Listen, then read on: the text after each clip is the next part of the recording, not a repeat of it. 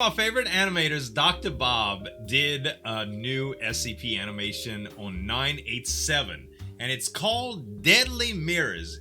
Now, Dr. Bob, one of the reasons I like him so much is when he introduces an SCP, he kind of has a story about something that happened with that SCP, and it's always really, really, really good. Then he explains it, of course, and we're going to find out all about this one today. Make sure to subscribe to Dr. Bob, you guys, and let's get into this reaction.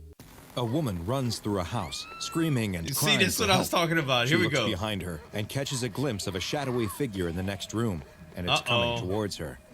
You hear the noise? She screams again and runs in the only direction she can to get away from it, up the stairs. She runs into the bathroom at the top of the stairs and locks the door behind her. Okay. She is breathing heavy as she quickly takes stock of her situation. Is there a mirror in the bathroom, There's a window, but it's much too small for her to fit through.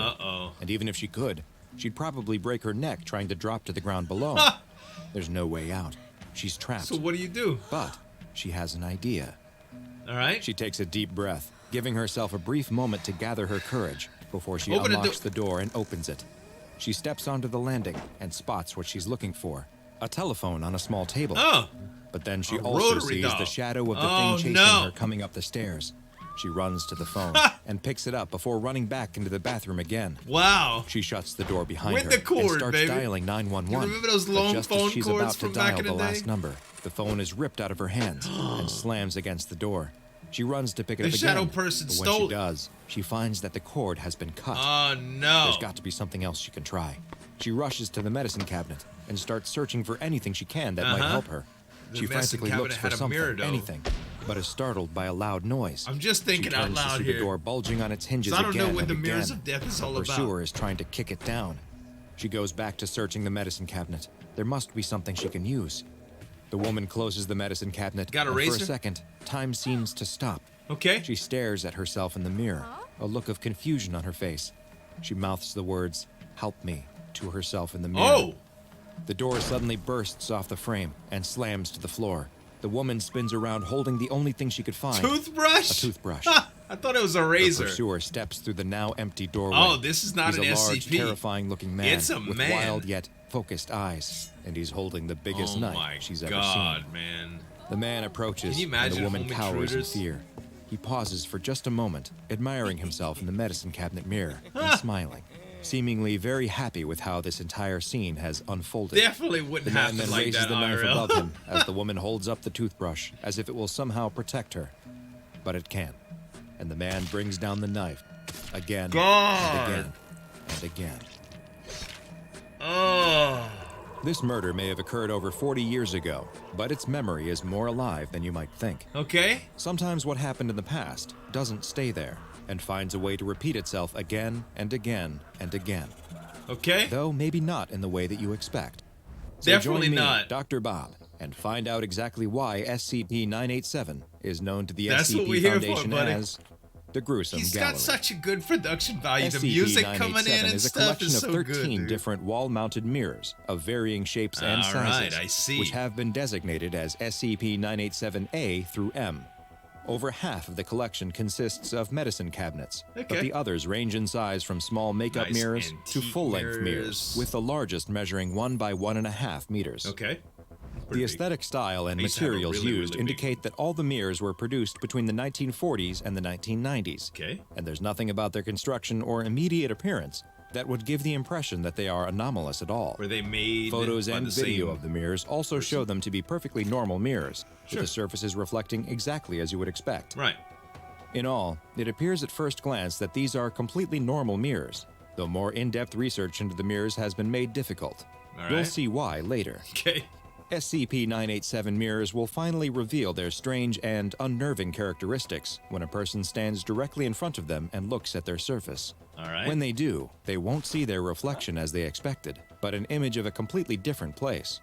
It was theorized by researchers that these locations being shown were the mirror's previous location, and research into the origins of the mirrors have revealed the original locations of mirrors C, K, and M, which confirm this theory to be true. Too. Okay. But the mirrors don't just show a static location.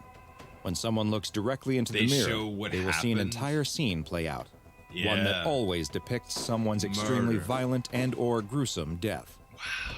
Each mirror depicts a different scene and location, though most of them appear to take place in a bathroom of some kind. Okay. The scenes shown vary in length, with the shortest being just 48 seconds and the longest running for over 4 minutes. Dang. After the scene finishes, it will simply start again, like a video that has been set on repeat. Okay. But the strange qualities of SCP-987 don't stop there. All right. After the video loops and repeats itself twice, the images will start to change. The person in the mirror who is about to suffer a horrific death will seem to become aware that someone is watching them through the mirror. Oh. They will often begin soundlessly pleading with the viewer to help them, growing more emphatic as the scene evolves. Okay. If there is an aggressor present in the scene, they too will sometimes seem to become aware that they are being watched through the mirror, and may even appear to interact with the person who is watching them, God, by making dude. hostile Can you gestures imagine? or writing on the surface of the mirror. 3 of the victims portrayed creepy, on the glass of SCP-987 mirrors have been identified. Okay. The previously mentioned SCP-987-C, K, and M mirrors. All right. SCP-987-C depicts a well-to-do 62-year-old male in the bathroom of his California home in 1968. Okay. The man is bound and kneeling on the floor when a young Asian woman dressed in lingerie enters the room and proceeds to strangle the man to death. Dang. The scene will repeat 1 time and then begin to change. In this instance, the woman will usually stop at the mirror after she enters the room to reapply her lipstick. She will then kiss the mirror, leaving a red imprint on the glass before asphyxiating the man on the floor. Okay. When looking into SCP-987-K, the viewer will see a 34-year-old man in the hallway of his home, which has been identified as being in Maine during the early 2000s. Right. The man is standing on a ladder while he installs a new chandelier in the ceiling. After a moment, the man loses his balance and becomes entangled in the elaborate lighting fixture. Oh.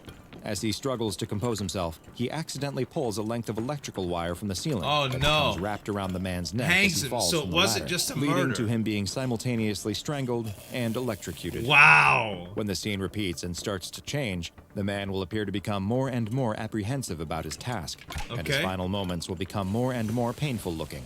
Oh, his wife will sometimes enter as well, to find his dead body suspended from the ceiling before the scene ends and starts to repeat. How SCP-987-M shows a 20-year-old woman in the bathroom of a hotel room in New York City in 1978. Okay. The woman is seen to be reacting to an murder. aggressor who is outside the view offered by the mirror. Right. The woman looks afraid and will try to run out of the room, but a man in a denim jacket rushes the woman, stabs her in the abdomen with a knife, and flees. God. The woman falls to the ground and dies almost instantly. Right. When it repeats for the 3rd time, the woman will attempt to communicate with the viewer prior to the aggressor entering the scene, but she will appear inebriated and will struggle to communicate clearly. Okay, so she's drunk. If SCP-987 was simply a collection of mirrors that displayed the final moments of individuals and changed on repeat viewings in odd and frightening ways, that would be strange enough. But there's even more to this bizarre SCP. Right. In addition to the mirrors, is SCP-987-1, commonly referred to within the Foundation as the Curator. Interesting. SCP-987-1 is an invisible entity, visible only to heat-sensitive cameras. Okay. That takes up roughly the space of a 2-meter-tall person. The area it occupies is endothermic, meaning it drains the heat from nearby objects. I see. In this instance, from ones that are roughly 1 to 2 meters away. Okay. It has also demonstrated the ability to manipulate objects up to 8 meters away that weigh as much as 150 kilograms. That's pretty strong. Telekinesis there. SCP-987-1's primary behavior is to move along the ground, going from mirror to mirror in an apparently random pattern. Okay. It stops in front of each mirror for roughly 30 minutes before moving on to the next. It only engages in this behavior when alone, though, and if anyone is present, it will maintain at least a 3-meter distance from them at all times. All right. The only exceptions to this occurred when staff attempted to do anything to the mirrors other than gently clean them. Okay. If the mirrors are tampered with in any way, SCP-987-1 will react quickly and aggressively, making any physical research into the mirrors difficult, if not impossible. Yeah. Both SCP-987-1, as well as the collection of all 13 mirrors, have been classified as Euclid and are currently contained at Research Site 14 in an airtight 5 by 12 by 3 meter chamber with concrete walls that is itself enclosed in a Faraday cage. Okay. The chamber is monitored at all times by both standard and thermographic cameras. Sure. But despite this, there have been several instances of SCP-987-1 seeming to breach containment and disappear for short periods of time before reappearing in the containment cell. But it does come back. On at least 5 known occasions, because the mirrors SCP-987-1 dissipated from both the normal and thermal imaging cameras. Okay.